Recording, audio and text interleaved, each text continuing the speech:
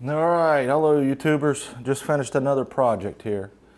So as part of having a small shop is looking for places that are not used to store stuff. So I just happened to see a video actually of, and I don't remember who it was, but it was kind of unrelated, but it was a under bed storage drawer that rolled underneath a bed. You know, you can store stuff under there. So I happened to think about that and noticed that I had about 5.5, 6 inches under my workbench. That doesn't seem like a lot, but when you multiply that by 24 inches deep and 92 inches long, that's actually quite a bit of storage for small stuff.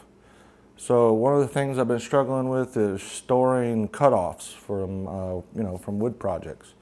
I have a lot of little pieces of wood. It's amazing how you can utilize those small pieces for just little, run-of-the-mill projects. So you don't really want to throw them away, but you got to have somewhere to put it. So I decided I was going to build a drawer. It's a rolling drawer. It's 5.5 inches tall, 92 inches long, and 24 inches deep. And it fits perfectly under my workbench. And what I did, and I'll show you a little bit of footage of how I sunk the wheels. I used 2-inch casters that I bought at Lowe's. I used 5 of them, 1 in each corner and then 1 in the middle to hold the middle up, because I knew the 3/4 inch plywood would sag a little bit, and it did. But I buried that caster up inside of a little box that I made out of plywood for each wheel. And then I mounted the box inside the drawer such that about 1/4 inch of the caster wheel stuck out the bottom from a little opening that I cut with a jigsaw. So basically just the patch of the wheel, if you will, sticks down about 1/4 inch, and then the rest of it is all up inside in a little plywood box. So what that allowed me to do is get the drawer as close to the floor as possible, and not take up a whole bunch of room by just mounting a caster on the bottom of a piece of wood. I'm sure the video that I show you here in the B-roll will kind of show that a little better.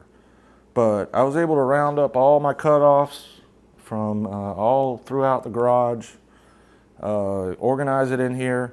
I know I'm going to have trouble with it, where the piece I want is on the bottom, but I don't really care. I tried to separate it this way.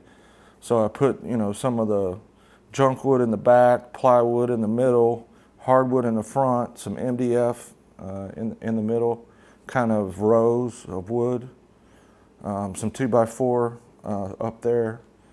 So I think it's pretty well organized. It probably won't stay like that, but that's okay.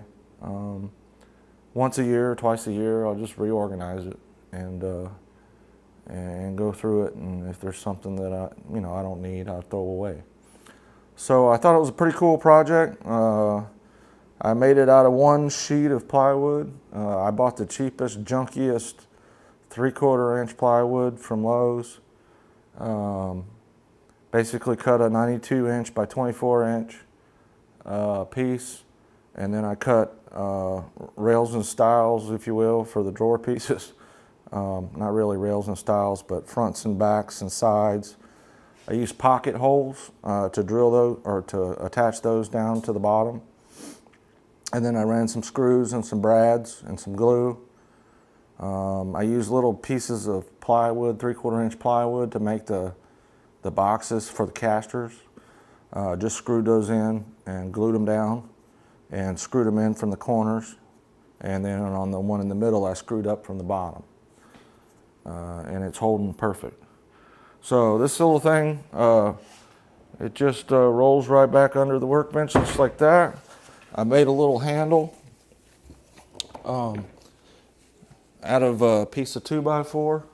Just rounded it over on the belt sander, and there you see it. It rolls right up under the workbench. The only thing that sticks out a little bit is the handle. I don't think that's a big deal at all. I made sure when I'm standing at the workbench that I don't hit anything. So there you go. I call that a successful project. Looks like I could have made it a little bit taller, but I wasn't quite sure how